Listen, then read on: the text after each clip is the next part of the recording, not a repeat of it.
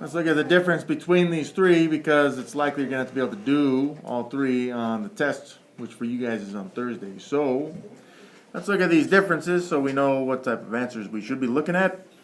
In this first one where it shows negative 2 to the power of 4, well, these all would kind of read that way, but hopefully we remember from last year, if we look at how many negatives there are being multiplied, which is what exponents are,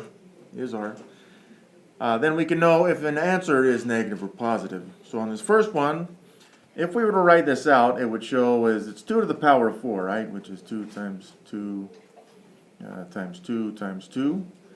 But that negative in front would just stay in the front. Well, this shows one negative, which means that we know that the answer is negative because that's an odd number of negatives being multiplied.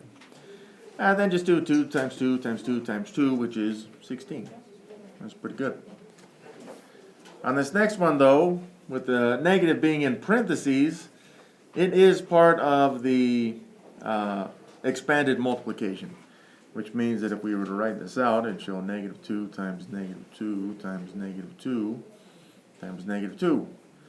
Now this one shows 4 negatives being multiplied together. 4 is even, so we know the answer is a positive. And then again, 2 times 2 times 2 times 2 is 16. So this one ends up being positive 16. And then this last one, it really is just a duplication of the first one there in red.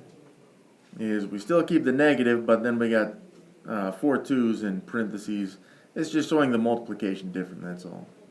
So again, since we have one negative being multiplied in this, we know the answer is a negative because 1 is odd, and then 2 times 2 times 2 times 2 is 16. So that is the difference between these three, and again, you'll need to know that for the test.